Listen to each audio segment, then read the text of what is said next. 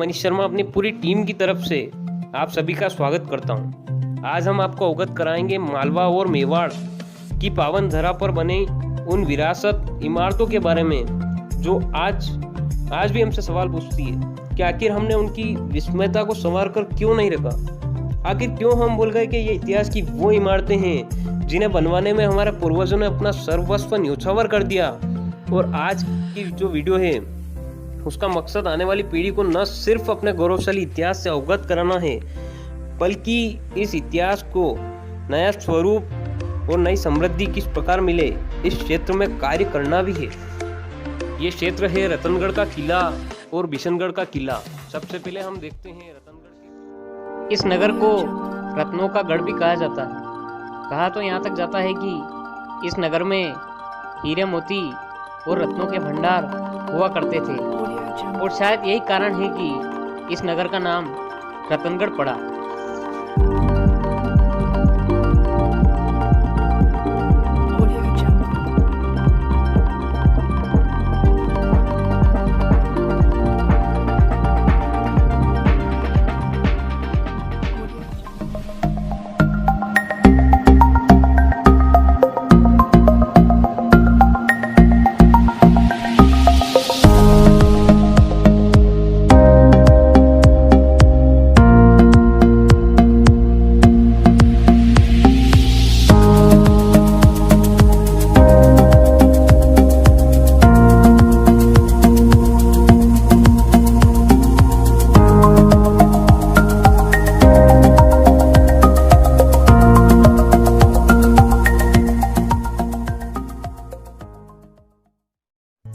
हम मौजूद हैं रतनगढ़ के किले में। इस किले के नज़दीक स्थित है ये प्राचीन मंदिर, जिसमें इस क्षेत्र के लोगों की अटूट आस्था जुड़ी है। आप यहाँ पर प्राकृतिक नज़ारों का भी आनंद प्राप्त आसानी से कर सकते हैं। इस किले का निर्माण लगभग 400 साल पहले किया गया था। वर्तमान में यहाँ पर जो इमारत है उस इमारत के अवशेष ही प्राप्त हो पाए हैं। ये इमारत के अवशेष आज भी हमें बताते हैं कि अगर सही समय पे इस इमारत के बारे में सोचा गया होता, इस किले के बारे में सही समय पे अगर ध्यान दिया गया होता, तो आज इनकी ये स्थिति नहीं होती और आज हम इस किले को वैसा ही प्राप्त करते जैसा कि हमारे पूर्वजों ने उस समय निर्माण कराया था। इस किले में घूमते हुए हमें कुछ जल स्रोत देखने को मिले हैं जो ये दर्शाते हैं कि उस समय अंडर वाटर हार्वेस्टिंग की तकनीक कितनी उच्च कोटि की रही होगी। इस किले में देखने लायक बहुत से धार्मिक स्थान हैं जिनकी अपनी धार्मिक सौंदर्यता इस किले को और अधिक रमणीय बनाती है। रतनगढ़ के किले का सफ़र इसी जगह समाप्त करते हुए अब हम आगे की ओर चलते हैं और हम अगला किला देखते हैं जिसे बिशनगढ़ के किले के नाम से जाना जाता है।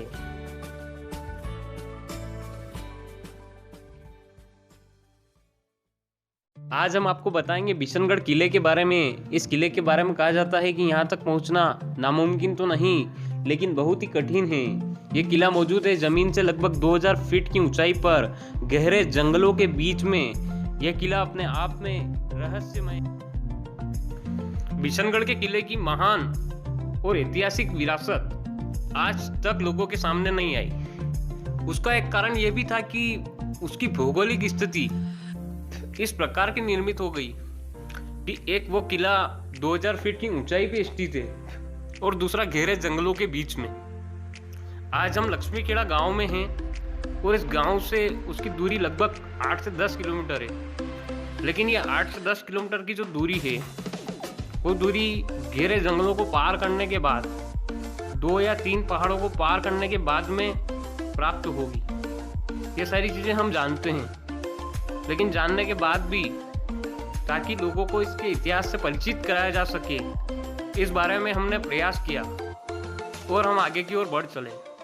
अभी हम लक्ष्मीखेड़ा से आगे की ओर निकल रहे हैं। हमारे आसपास मौजूद प्राकृतिक सौंदर्यता की अद्भुत और अविश्वसनीय छवि चारों तरफ देखी जा सकती है। हम धीरे धीरे पर्वतों और जंगलों को पार करते हुए आगे की ओर बढ़ चले थे। मन में उत्साह और उमंग लिए उस इतिहास की इमारत देखने के लिए जो आज से लगभग 400 साल पहले बनाई गई थी। लेकिन इस इतिहास की इमारत के अवशेष आज भी उसी रूप में खड़े थे जिस प्रकार 400 साल पहले खड़े होंगे। मन में संशय और शंका लिए कि इस इतिहास की इमारत को आज तक लोगों से क्यों छुपाया गया, क्यों इस स्थान को लोगों की नज़रों से बचाया गया, ये सारे सवाल हमारे मन में चल रहे।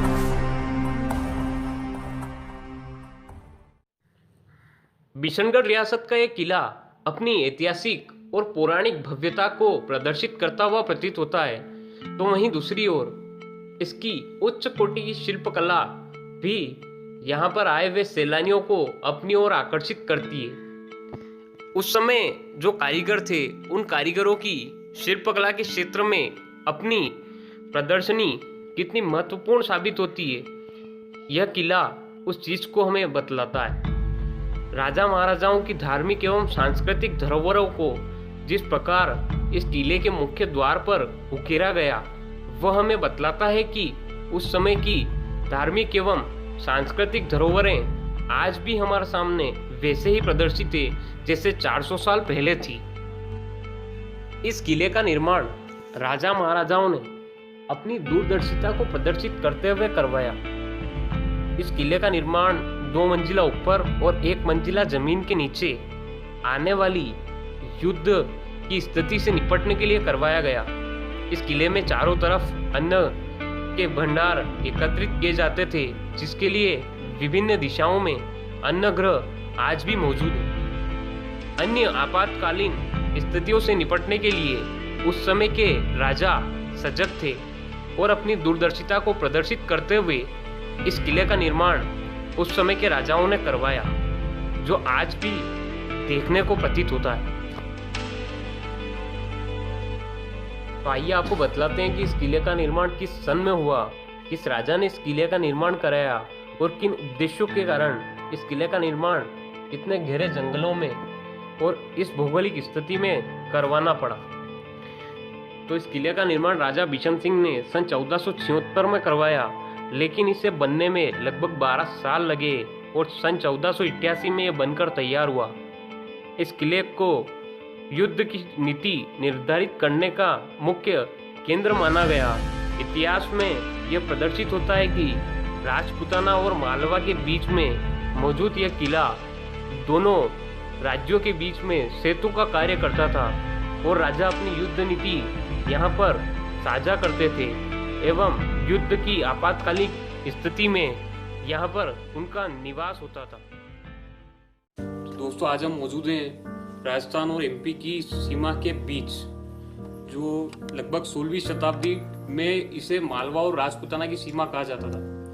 ये जो स्ट्रक्चर है, ये इस स्थान को बसंत सिंह के किले के नाम से जाना जाता है। जैसा कि अभी हम देख रहे हैं, इस किले का निर्माण जो है वो मौसम के अनुकूल बनाया गया था। आप कल्पना कीजिए कि 400 साल पहले जो इमारतों को तराशते थे, उनका वैज्ञानिक दृष्टिकोण कितना स्ट्रॉन्ग होगा। जो 3 ही तरह के मौसम है, उस मौसम के अनुकूल इस किले का निर्माण किया गया था। जैसे कि यहाँ पर विभिन्न जो इमारतें हमें प्राप्त हुई है, वर्तमान में तो ये हमारी भूल है और ये हमारी थोड़ी कमी भी है कि हमने हमारे पूर्वजों की इस धरोहरों को अवेयर के नहीं रखा। आज से 400 साल पहले इस किले को किस तरह से बनाया गया होगा, ये हमारे लिए सोचने वाली बात है। अद्भुत अविश्वसनीय किला। अद्भुत अविश्वसनीय किला अपने आप में इतिहास की जो झलकियां हैं वो प्रस्तुत करता है। लेकिन दुख इस बात का है कि हमने हमारे पूर्वजों द्वारा दिए गए उपहार को संजो कर नहीं रखा। अगर हम ऐसी इमारतों को संजो कर रखते तो आज ये पुरातात्विक की गहन श्रेणी में होता।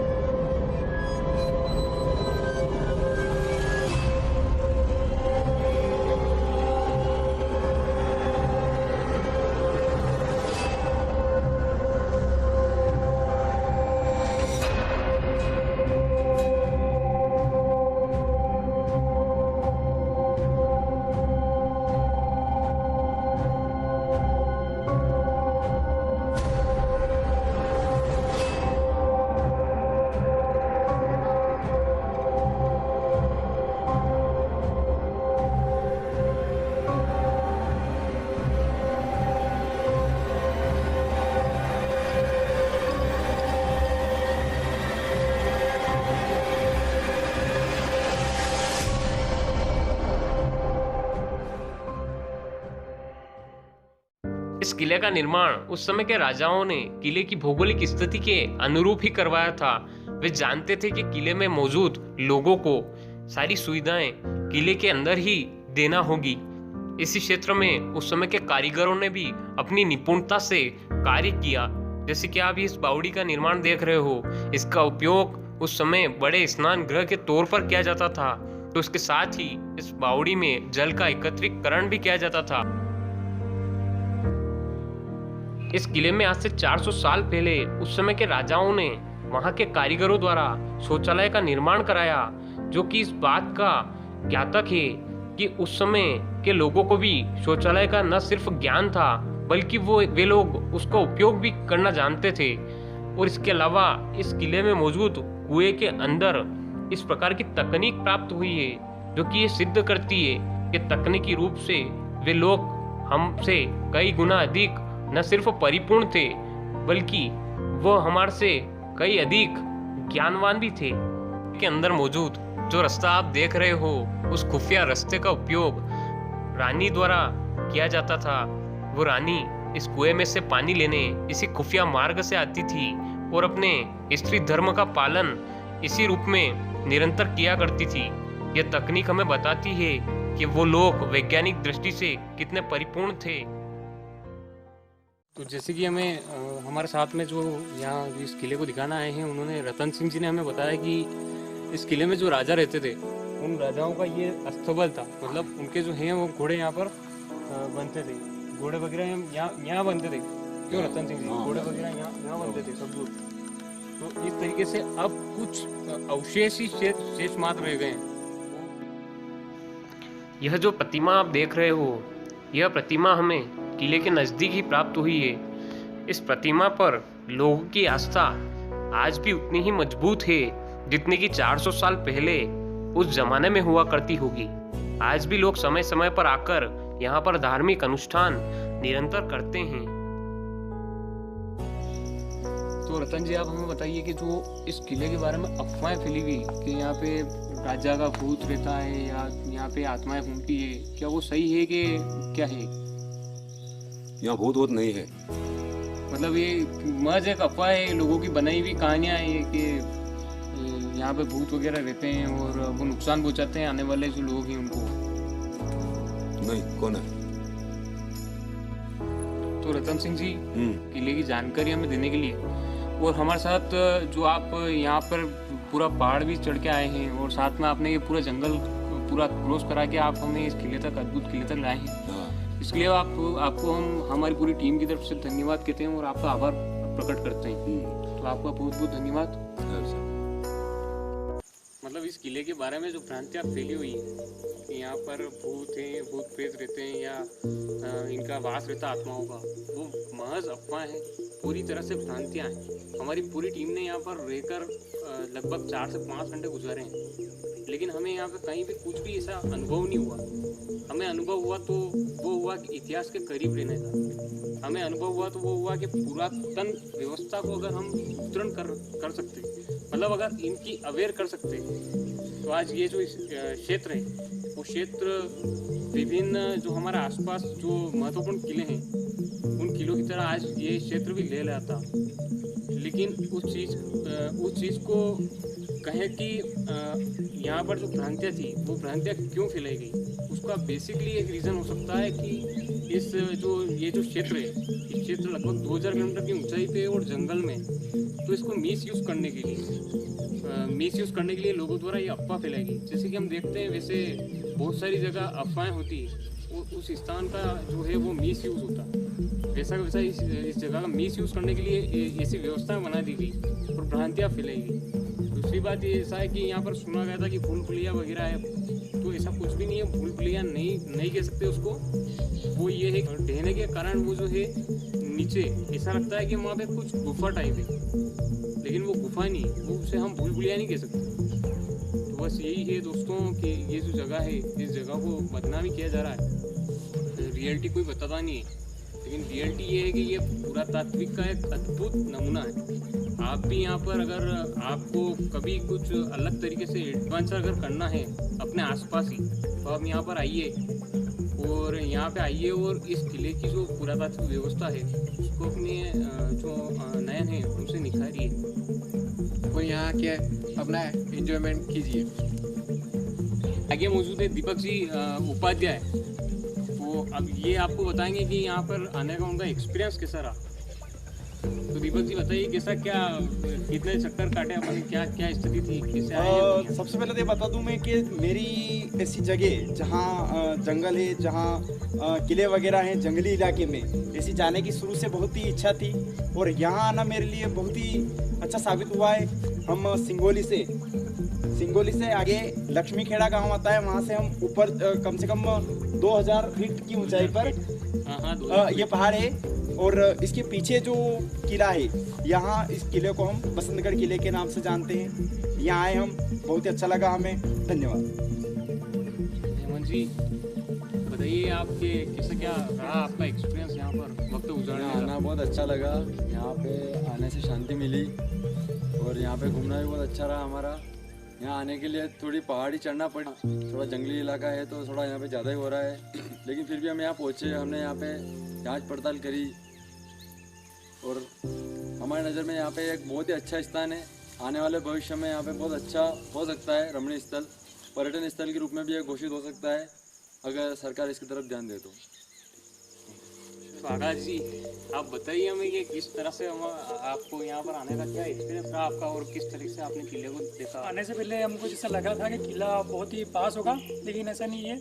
2000 फीट काफ़ी रहा चढ़ने के लिए और यहाँ पे आने के बाद पता चला कि कितनी मेहनत करके यहाँ पे आना पड़ता है। लेकिन देखने में ऐसा लग रहा था जैसे कि किला ढस गया होगा, लेकिन वर्तमान में किला काफ़ी अच्छा है, अभी भी स्थिति देखने लायक है इसकी और काफ़ी अच्छा लगा घूमने के बाद यहाँ पे। अजय जी बताइए मतलब क्या कैसा रहा आपका सुबह से लेके अभी तक का सफर? बहुत ही अच्छा रहा है सुबह से अभी तक, मतलब खाना वाना खाया है तो भी ऊपर आए हैं। दोस्तों ये बात है और ये जो जगह है वो जगह पुरातात्विक की दृष्टि से काफ़ी रमणीय है। तो अगर आपको ये जो वीडियो है, ये जो डॉक्यूमेंट्री है, अगर आपको पसंद आती है तो क्या करेंगे?